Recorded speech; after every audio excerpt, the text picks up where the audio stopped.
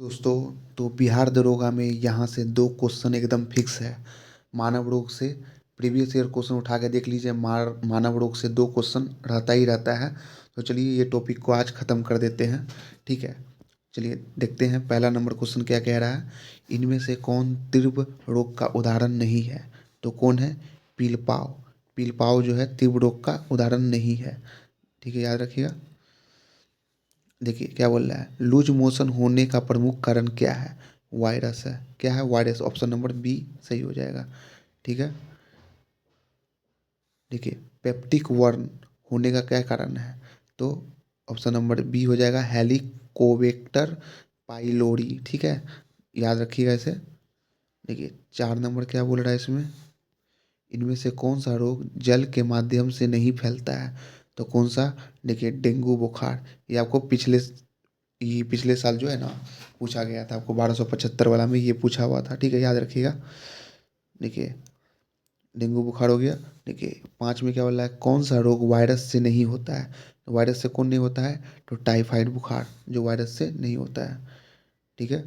देखिए इसमें क्या बोल रहा है, कौन सा रोग 6 नंबर में बैक्टीरिया से होता है? तो बैक्टीरिया से कौन सा रोग होता है, आइए देख लेते हैं। तो ये देखिए बैक्टीरिया से कौन कौन रोग होता है, तो ये सभी होता है, ठीक है। एंथ्रेक्स हो गया, टीबी हो गया, हैजा हो गया, ये सारा रोग जो होता है बैक्टीरिया से होता है, तो याद रखिएगा।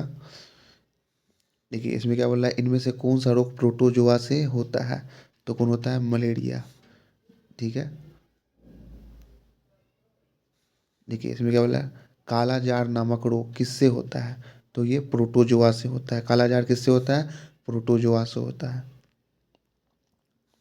देखिए पीलपाव नामक रोग किसके कारण होता है? बताइए किसके? कृमि। कृमि के कारण होता है, जिसको हम लोग इंग्लिश में वर्म कहते हैं, ठीक है। देखिए 10 नंबर सवाल क्या रहता है, मुहासे होने का कारण कौन सी बैक्टीरिया है? तो कौन सी बैक्टीरिया है? तो उसका नाम है स्टेफिलोकोकस बैक्टीरिया, ठीक है, तो याद रखिएगा इसे। देखिए 11 नंबर क्या बोल रहा है, निंद्रालु व्याधि का कारक क्या है? तो क्या क्या है? ट्रायापोनोसोम। क्या है नाम है? ट्रायापानोसोम, ठीक है। देखिए एंटीबायोटिक वायरस पर प्रभावी नहीं होते हैं क्योंकि, देखिए क्योंकि वायरस में केंद्रक नहीं होता है, ठीक है। देखिए वायरस में कोशिका भित्ति नहीं होता है, या वायरस में डीएनए नहीं होता है, या वायरस निर्जीव होता है। तो वायरस में कोशिका भित्ति नहीं होता है, तो याद रखिएगा इसे। देखिए 13 नंबर क्या बोल रहा है, इनमें से कौन सा रोग वायु द्वारा नहीं फैला जाता है? तो हेजा। हेजा जो है वायु के द्वारा नहीं होता है, और सब जो है निमोनिया, जुकाम, क्षय रोग, ये सब वायु के द्वारा होता है, ठीक है। देखिए 14 नंबर क्या बोल रहा है, इनमें से कौन सा रोग लैंगिक संपर्क से फैलता है? तो ये एड्स हो गया, या सिफिलिस हो गया, या गोनोरिया हो गया, ये भी आपको क्या बोलते हैं, लैंगिक संपर्क से फैलता है। देखिए एचआईवी का भी मामला आया है पटना में भी, तो आप लोग भी सतर्क रहिएगा, ठीक है। देखिए 15 नंबर क्या बोल रहा है, कौन सा रोग लैंगिक संपर्क से फैलता है? देखिए इसमें क्या हुआ है, जनांग हार्पिस रोग हो गया, क्लामाइडिया रोग हो गया, या हेपेटाइटिस बी, ये तीनों रोग फैलता है, ठीक है, तो याद रखिएगा इसे। देखिए मच्छर के काटने से प्रवेश करने वाले सूक्ष्म जीव सबसे पहले कहाँ जाते हैं? तो कहाँ जाते हैं? यकृत में जाते हैं। अगर मच्छर काटेगा, जो जो उसका कुछ भी प्रवेश करेगा, जो उसका डंक होता है, वो कहाँ जाएगा? यकृत में जाएगा, ठीक है, तो याद रखिएगा इसे। देखिए क्या बोला, जापानी मस्तिष्क ज्वर किसके कारण होता है? बैक्टीरिया के कारण। देखिए वो किसके कारण होता है? वायरस के कारण होता है, याद रखिएगा। जापानी किसके कारण होता है? इसके वायरस के कारण होता है, ठीक है। देखिए वायरस से संक्रमित कोशिका कौन सी प्रोटीन छोड़ती है? तो कौन? इंटरफेरॉन। कौन सी प्रोटीन छोड़ती है? इंटरफेरॉन, याद रखिएगा। देखिए शिशु को माँ के दूध से कौन सा प्रतिरक्षी मिलता है? IgC, ठीक है, I sorry, I small G capital G, ठीक है, याद रखिएगा, ये देखिए पूछा हुआ सवाल है, तो इसको वीवीआई कर लीजिए। ठीक है,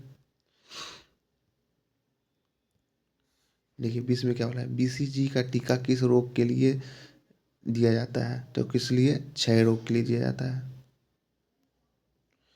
देखिए रेबीज किसके कारण होता है, तो वायरस के कारण होता है, याद रखिएगा। देखिए एथलीट फुट रोग किसके कारण होता है, तो वो कवक के कारण, एथलीट फुट जो कवक के कारण होता है। ठीक है, देखिए दाद रोग किसके कारण होता है, तो दाद किसके कारण होता है, ये भी कवक के कारण होता है। तो याद रखिएगा ऑप्शन नंबर सी सही है। ठीक है, देखिए इनमें से कौन सा रोग संक्रामक रोग नहीं है, तो रिकेट्स, रिकेट्स जो है संक्रामक रोग नहीं है। हेजा इन्फ्लुएंजा क्षय रोग जो है संक्रामक रोग है। ठीक है, याद रखिएगा। देखिए पेचिस होने का कारण क्या है, एंट अमीबा हिस्टोलिका, पेचिस जो है इसके कारण होता है, एंट अमीबा हिस्टोलिका जो प्रोटो जो है इसी कारण होता है। ठीक है, देखिए मलेरिया परजीवी का वाहक कौन है, द मादा एनफ्लीज मच्छर। देखिए ये सब वीवीआई क्वेश्चन है, ये पूछा हुआ एग्जाम में है, तो ये सब याद रखिए। ऊपर में जो था एंट हिस्टोलिका जो था, एंट अमीबा हिस्टोलिका, वो भी पूछा हुआ है। ठीक है, देखिए गलसोट होने का कारण क्या है, वायरस है, क्या है, वायरस है। देखिए डेंगू ज्वर होने का कारण क्या है, तो और भी वायरस के कारण डेंगू डेंगू ज्वर होता है। ठीक है, अरबो वायरस के कारण। देखिए टाइफाइड होने का क्या कारण है, देखिए टाइफाइड होने का जो कारण है आपको, देखिए सल्मोनेला टाइफी के कारण होता है टाइफाइड, सल्मोनेला टाइफी के कारण। ठीक है, देखिए मलेरिया से प्रभावित प्रमुख अंग कौन से हैं, तो आरबीसी और यकृति। मतलब मलेरिया रोग होगा तो उससे कौन अंग प्रभावित होंगे, आरबीसी होगा, यकृत होगा, तो याद रखिएगा। देखिए पेचिश से मुख्यतः कौन सा अंग प्रभावित होता है, आंत, पेचिश से कौन होता है, आंत। देखिए काला जार से कौन सा अंग प्रभावित होता है, अस्थि मज्जा, कौन सा, अस्थि मज्जा होता है। देखिए टिटेनस प्रभावित करता है किसे, तंत्रिका तंत्र को, तो याद रखिएगा।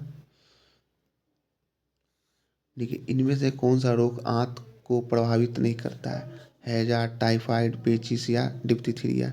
तो डिप्थीरिया जो है आंत को प्रभावित नहीं करता है। देखिए ट्रेकोमा कौन सा अंग को ये आंख को प्रभावित करता है, देखिए, देखिए है ना, यह आँख को प्रभावित करता है, तो ट्रेकोमा किसको करता है, आँख को करता है, याद रखिएगा।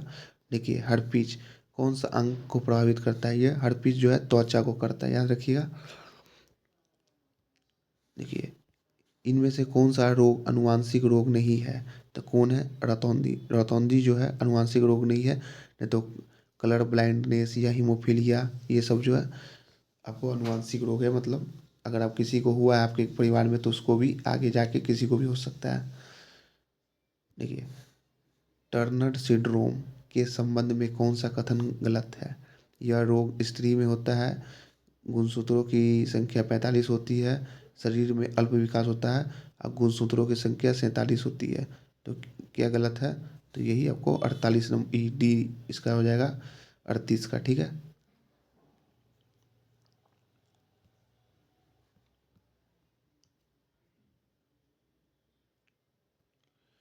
देखिए 40 में किस रोग को मंगोलिज्म भी कहा जाता है, ठीक है, किसको, डाउन सिंड्रोम को, किसको, डाउन सिंड्रोम।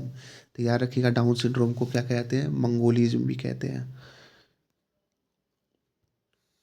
देखिए जिस रोग में रोगी कल्पना को ही सत्य मान लेता है वह रोग कौन सा है, उसको कहते हैं सीजोफ्रेनिया, सीजोफ्रेनिया कहते हैं। ठीक है, देखिए डीपीटी का पूर्ण रूप क्या है, डिप्थीरिया पर्टूसिस टेटनस। ठीक है, टेटनस, याद रखिएगा इसको। देखिए अभी भी पूछ सकता है डीपीटी में पी का अर्थ क्या होता है, पर्ट्यूटिस। ठीक है, तो ये भी याद रखिएगा। देखिए डीटी का टीका किन रोगों के लिए जाता है, डिप्थीरिया और टेटनस के लिए जाता है। ठीक है,